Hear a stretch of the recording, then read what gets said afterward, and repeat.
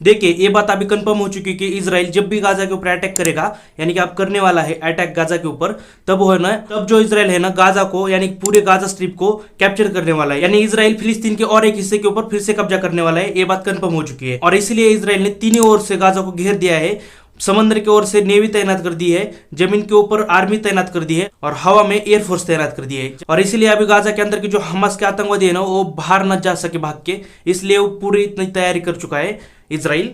और देखो इसराइल जो है ना, वो हमास के आतंकवादी को पूरी तरीके से खत्म कर देगा, इसमें कोई नो डाउट है। और इसराइल जो है ना, वो आतंकवादी को मार के बाद में वो जो गाजा स्ट्रिप है ना, उसको पूरी तरीके से कैप्चर कर लेगा। लेकिन अब क्या हो रहा है ना, वो जो इसराइल का युद्ध वहां पर चल रहा है, और इसकी वजह से हमारे देश के अंदर भी एक युद्ध चल रहा है, जो कि हमारे देश के अंदर अब है ना दो गुट बन चुके हैं। एक जो फिलिस्तीन और गाजा और हमास को समर्थन देते हैं, और दूसरे जो है ना वो इसराइल को समर्थन देते हैं। एक गुट के अंदर के जो नेता है ना, फिलिस्तीन जिंदाबाद बोलते हैं, और जो दूसरा गुट है ना जो कि इसराइल को समर्थन देता है, वो अभी बोल रहे हैं कि नहीं, हमास के आतंकवादी को पूरी तरीके से खत्म करना होगा। और ये जो हमास के आतंकवादी ने इसराइल के ऊपर रॉकेट छोड़े थे ना, वो उसकी वजह है ना अलग समझित है। अलग समझित का एक विवाद है पूरा, मैं आपको वीडियो के अंदर आगे बता दूंगा। वो काफी बड़ा विवाद है, इसराइल और फिलिस्तीन के बीच का बहुत बड़ा विवाद है।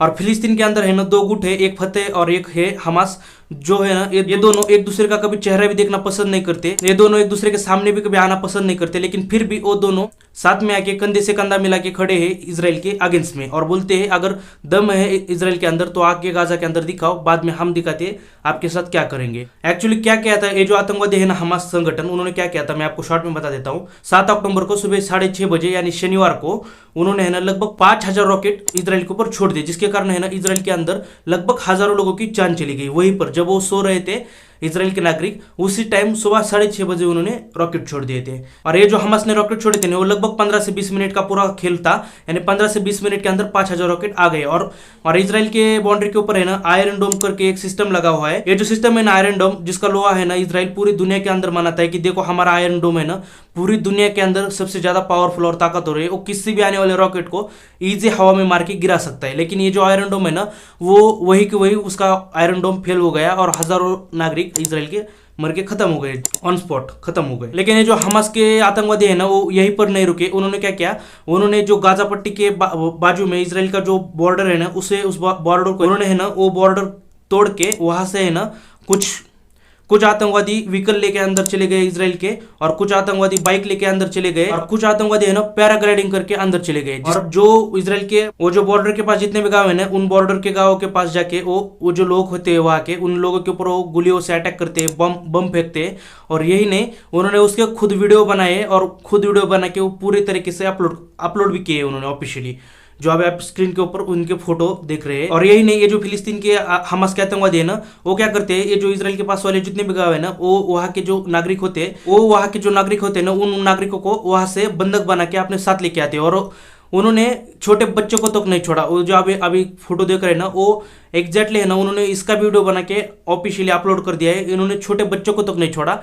इन सारे बंदूकों को उन्होंने खुद गाजा के अंदर अभी बंद करके छुपा के रखा दिया है किसी गुफा के अंदर। और देखिए इसराइल के लिए जो सबसे बड़ा बेनिफिट है ना, वो वहां के उनके खुद के प्रधानमंत्री नेतन्याहू इतना बड़ा पावरफुल नेता है ना। वो देखिए रशिया के पुतिन के बाद अगर किसी का नंबर आता है ना जो कि काफी अपने देश के लिए कुछ भी कर सकता है, तो फिर वो नेता है नेतन्याहू है ना, वो इतना पावरफुल नेता है, वो किसी भी हद तक जा सकता है अपने देश को बचाने के लिए, और उसने वो करके भी दिखाया। अभी नेतन्याहू ने अभी गाजा के ऊपर इतने सारे एयर स्ट्राइक किए हैं, जिसकी वजह से ना बहुत सारे हमास के कमांडर मर चुके हैं। और इसमें सबसे बड़ी बात यह है कि गाजा के अंदर रहने वाले बहुत सारे आम नागरिक भी मरे हैं, बच्चे, बूढ़े और आदमी, बहुत सारे लोग मरे हैं, और बहुत सारे घायल हुए हैं, जिसके कारण गाजा के अंदर के बहुत सारे हॉस्पिटल अभी फुल हो चुके हैं। उनके पास इतनी भी जगह नहीं कि वो और इसमें गाजा के लोगों के लिए और सबसे बुरी बात क्या है कि इसराइल ने है ना अभी उसको पूरी तीनों तरीके से घेर दिया है। समुद्र से भी नेवी लगा के घेर दिया है, नीचे से आर्मी लगा के, और ऊपर से एयर स्ट्राइक करके।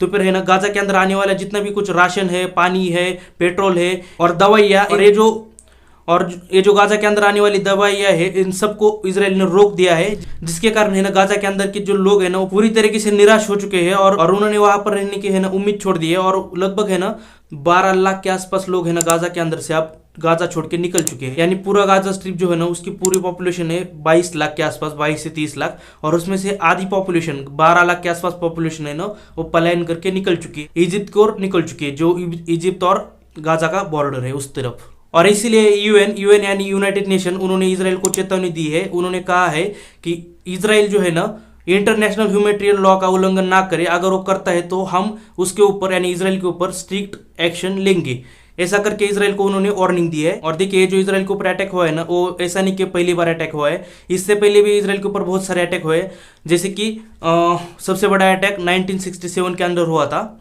जिसके अंदर है ना लगभग 6 देशों ने मिलकर इसराइल के ऊपर अटैक किया था। और इसमें उन 6 देशों में से एक है इजिप्ट, दूसरा है सऊदी अरब, तीसरा है इराक, चौथा है सीरिया, पांचवा है लेबनान और 6 नंबर का जो देश है वो है जॉर्डन। इन 6 देशों ने मिलकर इसराइल के ऊपर अटैक किया, लेकिन इसराइल ने इन 6 देशों को लगभग है ना 1 हफ्ते के अंदर अपने घुटनों के बल लाके खड़ा कर दिया, यानी इन 6 देशों को पूरी तरीके से इसराइल ने हरा दिया। देखिए जो पूरा अटैक किया था इन 6 देशों ने मिलकर, वो इसलिए किया था, वो चाहते थे वो जो फिलिस्तीन के लोग हैं ना, वो फिलिस्तीन के लोगों को उनकी जमीन फिर से वापस दिलाना चाहते थे। एग्जैक्टली मैटर क्या है मैं आपको अभी समझाता हूँ। जो आपके स्क्रीन के ऊपर अभी 4 मैप दिख रहे हैं ना, वो एग्जैक्टली ये जो 4 मैप है ना, उसमें से अभी आपको दिख रहा होगा 1946 के अंदर है ना, ये जो पूरी जमीन थी इसराइल की, वो पूरी फिलिस्तीन के पास थी। लगभग 6% एरिया है ना इसराइल के पास था, यानी यहूदी लोग के पास था। लेकिन यूएन ने लगभग है ना 1947 के अंदर पूरा पार्टीशन किया ना, तब है ना यूएन जो कि अमेरिका की बात सुनता है, और अमेरिका जो है ना वो यहूदी लोगों का फेवर करता था, और यहूदी लोग यानी कि इसराइल के लोग, तब है ना अमेरिका ने 51% एरिया यूएन से इसराइल के लोगों को दिया था, यानी कि यहूदी लोगों को दिया था, और 49% जो एरिया है वो फिलिस्तीन के लोगों को दिया था। इसलिए 1967 के अंदर है ना इन 6 देशों ने मिलकर इसराइल के ऊपर अटैक किया था, और वो फिलिस्तीन को वो पूरी जमीन वापस दिलाना चाहते थे। लेकिन वो 6 देश है ना वो पूरी तरीके से इस मिशन में फेल हो गए, और इसराइल ने लगभग 1 हफ्ते के अंदर है ना इन 6 देशों को हरा दिया। और बदले में इसराइल ने ये जो फिलिस्तीन है ना, फिलिस्तीन की लगभग 21% जमीन है ना अपने कब्जे में ले ली, और बची हुई जमीन है ना 2012 के अंदर लगभग और 5-6% जमीन कैप्चर कर ली। ये जो आपके पास अभी मैप दिख रहा है ना, वो लगभग है ना 1946 के अंदर है ना 94% जो है ना पूरी फिलिस्तीन के पास थी, 47 के अंदर है ना 51 इसराइल के पास, 49 फिलिस्तीन के पास, और 1967 के अंदर है ना लगभग 80% के आसपास इसराइल, और फिर से 2012 यानी कि 2012 के अंदर है ना फिर से 84 से 85% है ना इसराइल के पास। और एग्जैक्टली 2012 के अंदर क्या हुआ था, ये जो 2012 के अंदर है ना हमास के लोग थे, उनका जो कमांडर था उसने इसराइल के ऊपर रॉकेट छोड़े थे, तो फिर ये रॉकेट छोड़ने के बाद है ना फिर से इसराइल ने इनके ऊपर अटैक करके ये जमीन कैप्चर कर ली थी। और इसराइल चाहता यही है कि हमास के जो लोग हैं यानी कि जो फिलिस्तीन के लोग हैं वो उनके ऊपर अटैक करे, रॉकेट छोड़े, और बदले में वो इन रॉकेट के बदले में है ना फिर से उनके ऊपर मिसाइल दाग के इसराइल जो है ना वो बदले में फिलिस्तीन की जमीन कैप्चर कर लेता है। और जहां तक मेरा मानना है ना, अभी गाजा स्ट्रिप को पूरी तरीके से कैप्चर कर लेगा, और लगभग 91% के आसपास जमीन कैप्चर कर लेगा। और इसलिए अमेरिका अभी डरा हुआ है, अगर फिर से उसने गाजा स्ट्रिप को कैप्चर कर लिया ना, तो अमेरिका भी चाहता है इसराइल है ना कोई फिर से जमीन कब्जा ना करे, इसलिए अमेरिका ने अपने थोड़े से युद्ध के अंदर पैर पीछे कर लिए। और अमेरिका के प्रेसिडेंट जो बाइडेन ने भी एक क्लियरली कह दिया है कि कल के प्रेस कॉन्फ्रेंस में कि इसराइल जो है ना अगर वो अटैक करना चाहता है फिलिस्तीन के आतंकवादी हमास के ऊपर तो कर सकता है, अपनी आत्मरक्षा में वो अपना डिफेंस करने के लिए उनके ऊपर अटैक कर सकता है। लेकिन अगर वो सोचता है कि फिर से वो जमीन कैप्चर कर सकता है फिलिस्तीन के लोगों की, तो ये बिल्कुल नहीं होगा, और इसके लिए हम जरा भी इसराइल का समर्थन नहीं देंगे। तो ये अमेरिका ने साफ शब्दों में कह दिया है। तो फिर आप देखते हैं क्या होगा। देखिए जो अल-अक्सा मस्जिद का विवाद चल रहा है ना, वो एग्जैक्टली क्या है आपको मैं एक शॉर्ट में समझा देता हूँ। देखिए इसराइल के अंदर है ना कि यरूशलेम नाम का एक सिटी है, उस सिटी के अंदर है ना सबसे बड़े 3 मंदिर है जो कि 3 धर्मों के लिए काफी इंपॉर्टेंट है। उसमें से एक है क्रिश्चियन लोगों का है ना, वहां पर है ना डोम ऑफ रॉक करके टेम्पल है, जो कि यीशु क्रिस्त का बर्थ ऑफ प्लेस है, यानी कि वहां पर यीशु क्रिस्त का जन्म हुआ था। दूसरा है अल-अक्सा मस्जिद है ना, वो वहां पर इस्लाम के लोग मानते हैं कि वहां पर है ना एक रात के लिए मोहम्मद पैगंबर स्वर्ग चले गए थे। तो फिर है ना मक्का मदीना के बाद सबसे बड़ी जो तीसरी मस्जिद है उनके लिए इंपॉर्टेंट वो अल-अक्सा मस्जिद है। और सबसे बड़ी बात वहां पर है ना जो यहूदी लोग है ना वहां पर उनका भी टेम्पल है, जो कि वो टेम्पल है ना टेम्पल माउंट करके है, यानी कि वेस्टर्न रॉक। तो फिर है ना तो फिर वो जो है ना वो काफी मान्यता रखते हैं उस टेम्पल से। तो फिर उनका मानना है कि वहां पर पूरा टेम्पल था जो कि है ना आज से लगभग 3000 साल पहले वहां पर एग्जिस्ट करता था, लेकिन 70 ईडी के आसपास है ना वहां पर वो जो टेम्पल है ना वो गिरा दिया आक्रमणकारियों ने। तो फिर ये 3 टेम्पल सबसे बड़े हैं वो उस सिटी के अंदर। और ये जो सिटी है ना आज से लगभग 1967 से पहले तक है ना ये सिटी फिलिस्तीन के कंट्रोल में थी, लेकिन फिलिस्तीन के फेवर में जब से उन 6 देशों ने अटैक किया था इस इसराइल के ऊपर, इन 6 देशों ने जब से अटैक किया था, जब इसराइल ने इन 6 देशों को हराया था, तब बदले में है ना वो जो 21% का एरिया कैप्चर कर लिया था फिलिस्तीन का, तो फिर उसी 21% में से एक जो है ना वो एरिया, ये जो एक एरिया है ना वो सिटी भी थी यरूशलेम, तो फिर है ना तब से ये जो एरिया है ना इजराइल के कंट्रोल में है। और ये जो मामला है ना अभी 4-5 महीने पहले काफी भड़का था। उसका रीजन है क्योंकि देखिए, क्योंकि आज तक है ना इजराइल के पूरे इतिहास में ऐसा कभी नहीं हुआ था, क्योंकि कोई इजराइल का बड़ा मंत्री वहां पर विजिट देने के लिए उस टेम्पल के अंदर प्रवेश करता है, क्योंकि वहां पर है ना इजराइल के जो रक्षा मंत्री थे आज से लगभग 4-5 महीने पहले उस टेम्पल के अंदर विजिट देने के लिए चले गए थे। तब से है ना फिलिस्तीन और कुछ इस्लामिक के जो कट्टरता देश है ना वो काफी भड़के हुए थे इस इजराइल के ऊपर।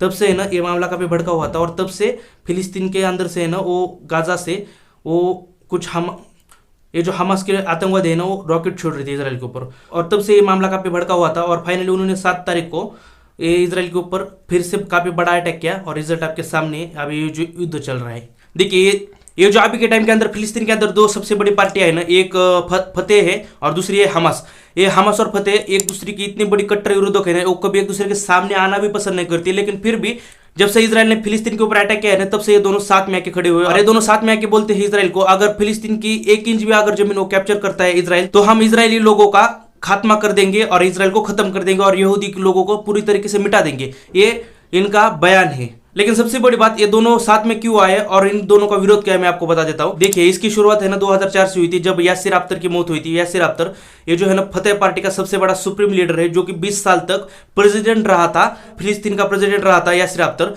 जब उसकी मौत होती है 2004 के अंदर, तब है ना जब इलेक्शन होते हैं उसके मौत के बाद, तब फतेह पार्टी हार कर तब हमास की पार्टी है ना इलेक्शन के अंदर जीतती है, और इलेक्शन के अंदर जीतने के बाद है ना उसका जो सुप्रीम लीडर है उस लीडर का नाम है इस्माइल यान। ये जो इस्माइल है ना वो फिलिस्तीन का प्राइम मिनिस्टर बन जाता है, और वो काफी कॉन्ट्रोवर्शियल प्राइम मिनिस्टर भी रहा है फिलिस्तीन का, क्योंकि उसके ऊपर काफी देशद्रोह के आरोप भी लगते हैं। तब से इन दोनों पार्टियों का काफी क्रॉसिंग और पूरा झगड़ा है इन दोनों का, और कंट्रोवर्सी रही दोनों पार्टियों की। लेकिन फिर भी है ना ये दोनों अभी साथ में के खड़े हैं। और देखिए ये जो फतेह पार्टी वाले मेंबर है ना वो चाहते तो फिलिस्तीन को बचा भी सकते थे, क्योंकि इजराइल ने जब इनसे पूछा था इसकी जिम्मेदारी कौन लेता है, जो भी अटैक हुआ है इजराइल के ऊपर जो रॉकेट छोड़े थे, तब उसकी जिम्मेदारी हमास ने ली थी।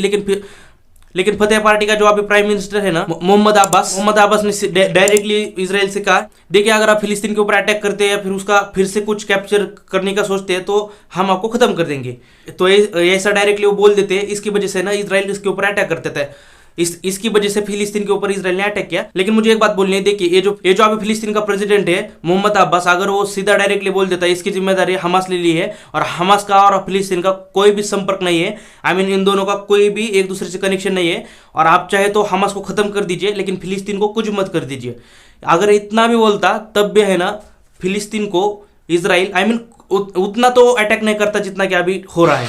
और क्या है ना वो जो अभी वहां पर युद्ध चल रहा है ना उसका असर हमारे देश के ऊपर भी पड़ा है, यानी कि भारत के अंदर, और उसकी वजह से हमारे देश के अंदर अभी 2 गुट बन चुके हैं। एक गुट है ना फिलिस्तीन को समर्थन दे रहा है, और फिलिस्तीन और हमास को समर्थन दे रहा है, और दूसरा गुट जो है ना वो इजराइल को सपोर्ट कर रहा है। देखिए मैं आपको है ना एक एग्जांपल देता हूं, आप खुद डिसाइड करेंगे कि आप किसका साथ देंगे। देखिए हमारा देश का इशू है ना अभी पाकिस्तान के साथ चल रहा है, जैसे कि पीओके है। देखिए अगर आप फिलिस्तीन को पूछेंगे कि पीओके किसका है तो वो बोलेगा कि पाकिस्तान का है, लेकिन आप वही इजराइल से पूछेंगे पीओके किसका है तो वो बोलेगा पीओके तो भारत का है, लेकिन उसके साथ पूरा पाकिस्तान भी भारत का है। वो डायरेक्टली यही बोल देता है। तो फिर आप खुद डिसाइड करिए, जो हमारे देश के साथ खड़ा रहेगा उसका हम साथ देंगे, या फिर जो हमारे देश के खिलाफ रहेगा उसका हम साथ देंगे। तो फिर आप इस बात से डिसाइड कीजिए, क्योंकि कुछ वोटों की राजनीति करने वाले कुछ गंदे पॉलिटिशियन है ना, वो इस्लाम कट्टरपंथ दिखाने के लिए, वो अपने आप को इस्लाम का कट्टरपंथ दिखाने के लिए वो क्या कर रहे हैं कि फिलिस्तीन जिंदाबाद और हमास को फरिश्ता कह रहे हैं। ये फरिश्ते ने भेजा है, ये फरिश्ता है, वो कर रहा है, और यहूदी को खत्म कर देना चाहिए। किस लेवल की मानसिकता है, मुझे कुछ समझ नहीं आ रही है। देखिए युद्ध कहीं पर भी हो रहा हो, लेकिन वहां पर है ना जाने तो मासूमी की रह जाती है, ये पक्का 100% ट्रू लाइन है। और अभी भी वही हो रहा है, क्योंकि उन दोनों के युद्ध के अंदर है ना इजराइल के भी बहुत सारे लोग मरे, जो कि काफी बुरी बात है, और फिलिस्तीन की काफी आम नागरिक मरे, बच्चे मरे, जो कि काफी बुरी बात है। लेकिन देखिए हमारे भारत सरकार ने पूरी तरीके से अपना स्टैंड क्लियर कर दिया है। हम फिलिस्तीन के साथ भी खड़े हैं और हम इजराइल के साथ भी खड़े हैं, यानी कि भारत सरकार ने क्लियरली दोनों साइड का स्टैंड लिया है, और उन्होंने क्लियरली कहा है कि हम हमास के विरुद्ध में है। देखिए भारत सरकार ने इसके साथ ये भी कहा है कि हमास को है ना पूरी तरीके से मिटा देना चाहिए, क्योंकि भारत सरकार ने कहा है कि आतंकवाद को बढ़ावा बिल्कुल नहीं देना चाहिए, कोई भी देश हो, कोई भी हो, और हमास को पूरी तरीके से खत्म कर देना चाहिए। जो कि अभी इजराइल कह रहा है कि हम हमास के टुकड़े टुकड़े कर देंगे, ये काफी सही बात है। और कल रात है ना फिलिस्तीन के अंदर, गाजा के अंदर है ना एक अटैक हुआ था जिसके अंदर की एक अस्पताल को, आई मीन अस्पताल के ऊपर बम गिरा था या रॉकेट गिरा था, कोई कंफर्मेशन नहीं है। और इस हॉस्पिटल के ऊपर जो भी अटैक हुआ है ना, इसकी जिम्मेदारी है ना अभी किसी ने नहीं ली। और इजराइल बोल रहा है कि ये अटैक हमास ने किया है, क्योंकि वो रॉकेट छोड़ रहा था इजराइल के ऊपर, वो मिसफायर होकर खुद गाजा के अंदर के अस्पताल के ऊपर ही गिर गया। ये इजराइल का मानना है। लेकिन हमास क्या कह रहा है कि हमास के अभी जो उसका जो सुप्रीम लीडर है इस्माइल, उसने क्या कहा है, उसने बोला है कि ये जो हमला हुआ है ना वो इजराइल के थ्रू हुआ है और इजराइल ने वो रॉकेट जानबूझकर उस हॉस्पिटल के ऊपर गिराया है। लेकिन देखिए गिराया किसी ने भी हो, लेकिन जाने तो बिल्कुल मासूम लोगों की गई है। और वहां पर कंडीशन इतनी बुरी है ना, अभी गाजा के अंदर लोगों को है ना खाना तक नसीब नहीं हो रहा, आई मीन उनको खाना भी नहीं मिल रहा और पीने को पानी तक नहीं मिल रहा। और देखिए कल इजराइल ने पानी की एक लाइन चालू भी कर दी थी, लेकिन जब दूसरी लाइन चालू कर दी तब उन्हें पता चला कि ये जो लाइन है उस लाइन को है ना ऑलरेडी फिलिस्तीन के जो हमास के लोग हैं ना, उन्होंने इस लाइन के अंदर के जो पाइप्स होते हैं ना, उन पाइप्स को उन्होंने जेसीबी के मदद से निकाल कर उसको कट करके उसके अंदर बारूद भर के उसका रॉकेट बना के इजराइल के ऊपर मारा है। तो फिर ये है हमास के लोग और ये बात करते हैं हम फिलिस्तीन के ऊपर जंग करके जीतेंगे। रॉकेट और मिसाइल से कब बराबरी होगी भाई? आप इस बात को तो समझिए यार। देखिए नुकसान तो फिर भी आम लोगों का ही हो रहा है। तो फिर अभी मुझे लगता है कि हमास जो है ना अपने आप को सरेंडर कर देना चाहिए और जो भी उसने कुछ किडनैप किए हुए लोग हैं ना उसे रिलीज कर देना चाहिए इसराइल के अंदर, क्योंकि वो इसराइल के लोग हैं। क्योंकि ये युद्ध है ना फिलिस्तीन और इसराइल के अंदर चल रहा है, लेकिन इसका असर पूरे दुनिया के अंदर देखने को मिल रहा है, क्योंकि बहुत सारे देशों के अंदर अभी विरोध प्रदर्शन चल रहे हैं। कोई सपोर्ट कर रहा है फिलिस्तीन को तो कोई इसराइल को सपोर्ट कर रहा है और बहुत सारे प्रदर्शनकारी सड़क के ऊपर झंडे लेके घूम रहे हैं अभी, जो कि किसी भी देश के लिए काफ़ी अच्छी बात नहीं है, क्योंकि वहाँ पर भी वातावरण गर्म हो सकता है, उस देश का माहौल ख़राब हो सकता है। तो फिर बस यही कुछ आपको बताना था। अगर कुछ अच्छा लगा हो तो लाइक कीजिए, सब्सक्राइब कीजिए, कमेंट भी कीजिए और थैंक्स फॉर वॉचिंग मी।